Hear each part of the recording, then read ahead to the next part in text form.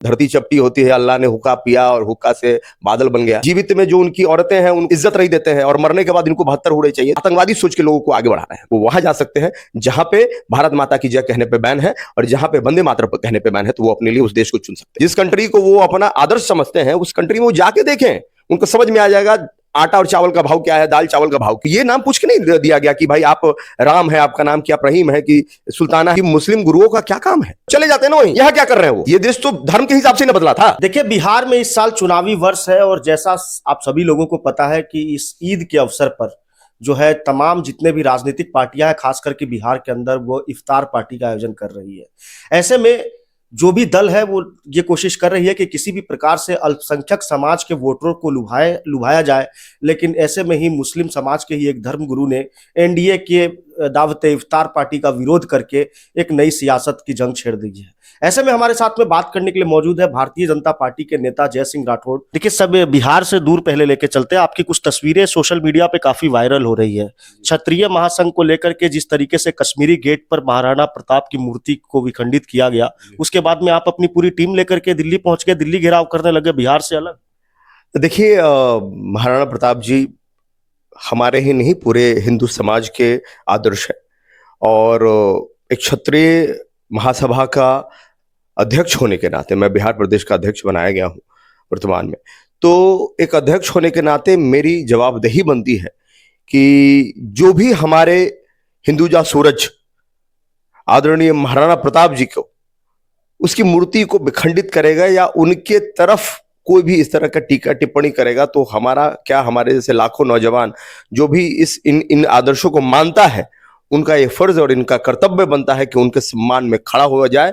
तो हमने वो कार्य को किया, हमने एक क्षत्रिय होने का फर्ज निभाया, उनके सम्मान में खड़े हुए और मेरे जैसे हजार, मैं कहूं तो लाखों नौजवान जो है वहां दिल्ली कूच कर रहे थे, दिल्ली पहुंच रहे थे, विभिन्न विभिन्न संगठनों से पहुंच रहे थे और अंत में जो एमसीडी है उनको वहां पे घुटने टेकना पड़ा और वो उन्होंने कल ही लेटर जारी किया है और लेटर जारी करके कहा है कि हम जल्द से जल्द जो है, जो भी मूर्ति विखंडित हुई है उसके बदले नई मूर्ति का निर्माण करके देंगे।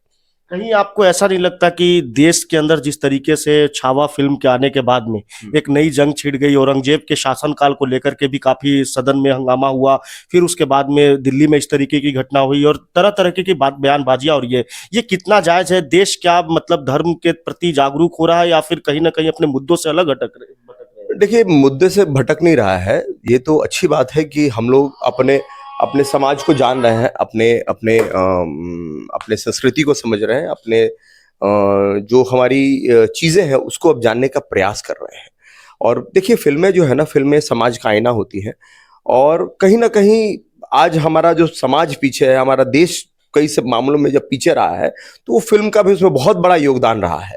फिल्म में कोई भी ऐसी जो बाहरी शक्ति थी उसको महान दिखाया गया, अकबर दी ग्रेट, तो जहांगीर दी ग्रेट, दुनिया जान दिखाया गया, लेकिन महाराणा प्रताप दी ग्रेट नहीं दिखाया गया। जबकि महाराणा प्रताप जी ने क्या किया है इस देश के लिए, इस आपको भी पता है, पूरे समाज को पता है। और बहुत सारी ऐसी चीजें हैं जो हिंदू समाज से होके आई हैं। अब अभी बात कर रहे थे आप छावा फिल्म की, तो छावा फिल्म में जो दिखाई गई वो सच्चाई है, ऐसा हुआ था। और इस्लाम जो कबूल कराया जाता था पहले, इस्लाम को देखिए 3 तरीके से जो व्यक्तियों ने इस्लाम को कबूल किया उस समय। पहला, एक तो डर था, दूसरा लोगों को लग रहा था कि ठीक है इस्लाम सहज है तो थोड़ा हम सहजता की तरफ चलेंगे, और तीसरा जो सबसे प्रमुख कारण मुझे लगता है, उस समय एक कर था, जाजिया कर। जो गरीब लोग होते थे उन लोगों के ऊपर ये कर डाल दिया जाता था, जो हिंदू समाज के जो गरीब लोग थे उनके ऊपर ये कर डाल दिया जाता था कि अगर आप हिंदू हैं तो आपको ये कर देना पड़ेगा। तो उस समझिए कि किसी के ऊपर अगर इतना बड़ा आर्थिक मार पड़े तो व्यक्ति मजबूरी में इस्लाम को कबूल करता था। तो ये दिखाया गया था उस समय कि जो आज हमारी जो शौर्य शक्ति और हमारे जो छावा फिल्म के अंदर जो दिखाया गया, हमारे शिवाजी महाराज जी के लड़के का संभाजी महाराज जी, तो उन्होंने दिखाया कि भाई कैसे कितना यातनाएं दी जाती थी इस्लामिक लोगों द्वारा, इस्लामिक शासनों के द्वारा।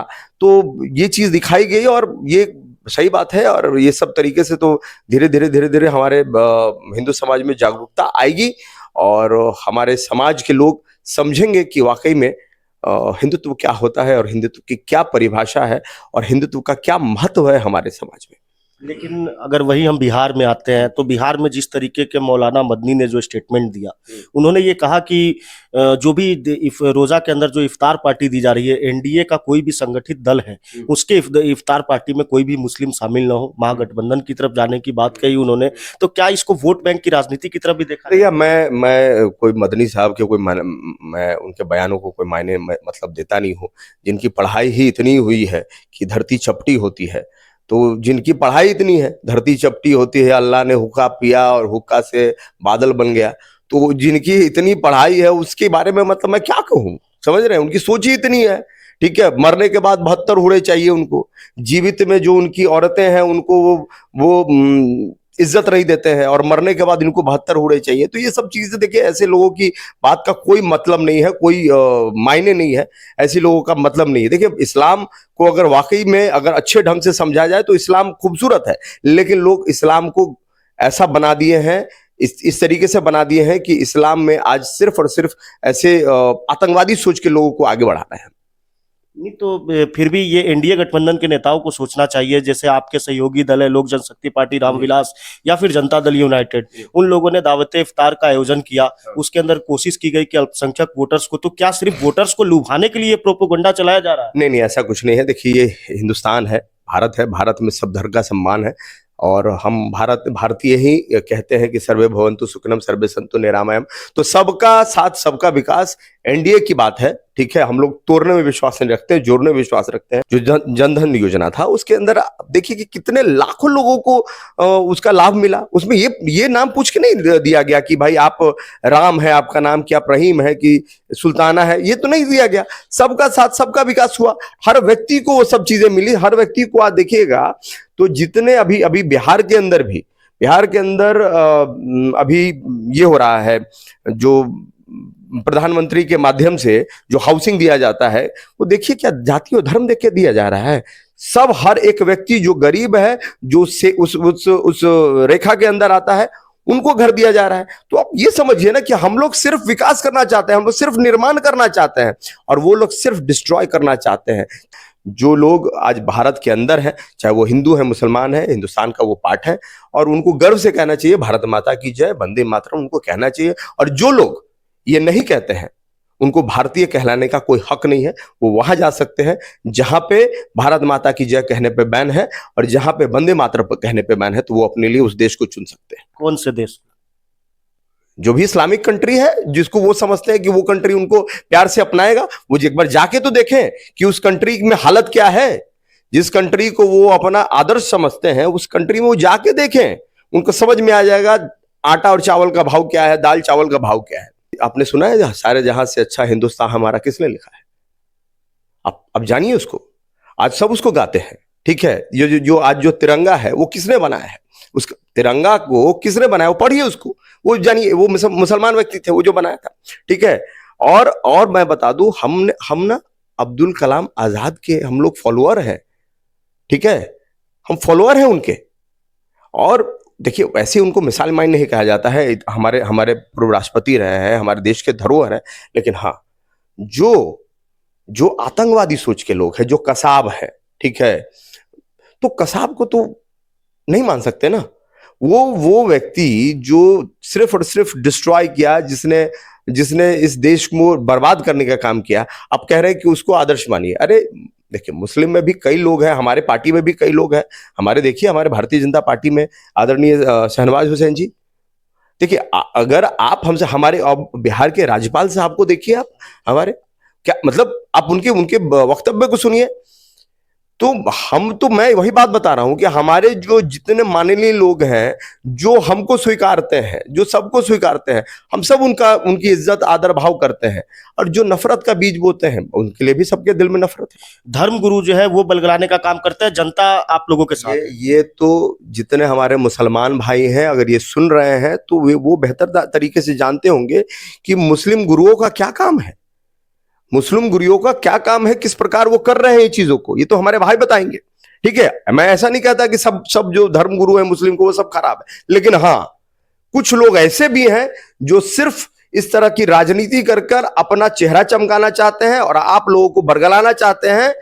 अगर इतना अच्छा वो बात बताते हैं कि हाँ भाई तुम्हारा यहाँ विकास हो रहा है, तुम आगे बढ़ रहे हो, तो ये अच्छी बात होती। लेकिन तुम्हारे अंदर नफरत की बीज भर कर और तुमको अलग कर कर वो क्या करवाना चाहते हैं, वो क्या कहवाना चाहते हैं? अगर उनके अंदर जितने मुस्लिम गुरु हैं, आज उनका उम्र कितना हुआ होगा, अब देख लीजिए उम्र। अगर उस समय हमारा देश जब आजाद हो रहा था, अगर उनके अंदर ऐसी भावना थी तो चले जाते ना वहीं। यहां क्या कर रहे हैं वो? ये देश तो धर्म के हिसाब से ही न बदला था, धर्म के हिसाब पे ही बंटवारा हुआ था।